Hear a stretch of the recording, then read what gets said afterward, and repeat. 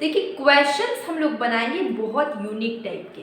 आपने break even point से question बनाया नहीं बनाया, तो आज हम लोग ब्रेक इवन पॉइंट से और एक मैंने एक कंजम्पशन से, मतलब कि आपका दो अलग अलग टाइप का क्वेश्चन मैंने लिया जिसको हम लोग सॉल्व करते हैं। देखिए पहला क्वेश्चन ये है कि क्वेश्चन में हम लोग को क्वेश्चन पूछा क्या गया है। सबसे पहले कभी भी क्वेश्चन आए, सबसे पहले आप क्वेश्चन को बहुत अच्छे से रीड करिए, एक एक चीज को अच्छे से रीड करिए, उसके बाद क्वेश्चन को सॉल्व करिए। ठीक है, तो सबसे पहले a firm with total cost TC.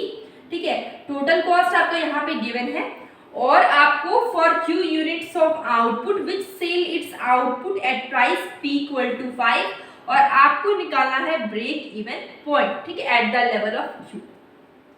Question को आप लोग ने पढ़ लिया, अब हम लोग इसको सॉल्व करते हैं। क्वेश्चन में गिवन क्या क्या है। ठीक है, तो सबसे पहले देखिए टोटल कॉस्ट गिवन है और आपका प्राइस गिवन है और आपको क्या निकालना है, ब्रेक इवन पॉइंट। ठीक है, तो ब्रेक इवन पॉइंट में क्या होता है, T R is equal to T C. ठीक है, मतलब कि टोटल रेवेन्यू के बराबर टोटल कॉस्ट हो गया, इसको हम लोग बोलते हैं ब्रेक इवन पॉइंट। ठीक है, तो ब्रेक इवन पॉइंट अब हम लोग देखते हैं टी आर। टी आर क्या है आपका, टोटल रेवेन्यू, जो कि कैसे बनता है, price multiply quantity. Total revenue कैसे बनता है, प्राइस में क्वांटिटी को मल्टीप्लाई करते तो हमारा बनता है टोटल रेवेन्यू। ठीक है, तो प्राइस आपका 5 है, इसमें क्वांटिटी कुछ भी नहीं है तो हम लोग क्यू लिख लेते हैं। टोटल कॉस्ट आपका क्या है, 50 प्लस 3Q। ठीक है, अब देखिए 5Q इज इक्वल टू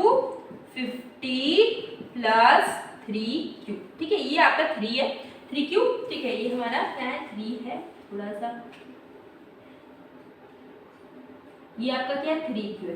अब देखिए 5Q में से 3Q को माइनस करेंगे इज इक्वल टू 50, तो आपका बचेगा 2Q इज इक्वल टू 50, मतलब कि Q इज इक्वल टू 50/2। आपका आंसर क्या है, Q का वैल्यू कितना है, 50/2। अब ऑप्शन में देखिए, first option, second option, third, fourth, तो हमारा 50/Q ही, हम 50/2 ही हमारा आंसर आया, तो हमारा आंसर हो जाएगा।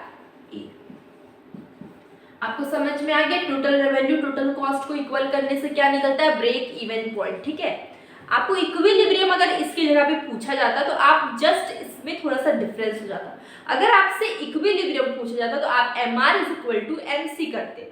ठीक है, लेकिन यहाँ पे आपसे इक्विलिब्रियम नहीं पूछा गया, आपसे ब्रेक इवन पॉइंट पूछा गया, तो इसमें हम लोग क्या करेंगे, TR is equal to TC।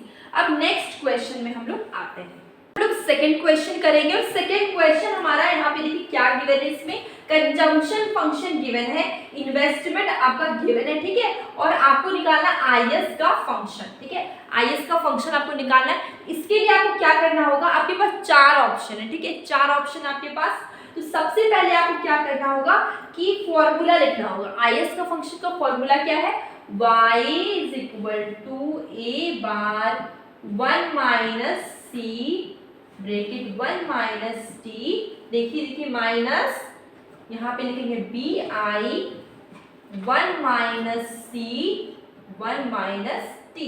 Okay, यहाँ तक हो गया। अब देखिए A बार दो चीज से मिलकर बना है, C बार और I बार। ठीक है, तो हम लोग यहाँ पे लिखेंगे ये वाला, कहाँ गया, ये वाला 110। ठीक है, नीचे में 1 माइनस C, मतलब कि C क्या है, 0.75, तो हम लिखेंगे 1 माइनस 0.75।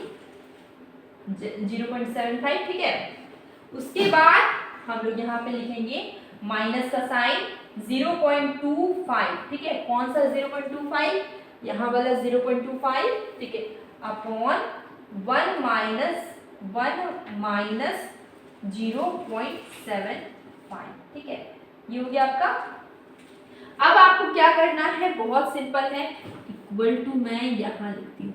देखिए यहाँ पे 110 है, यहाँ पे क्या है आपका 110। ठीक है, अब इसको अगर माइनस करें तो कितना है, 0.25।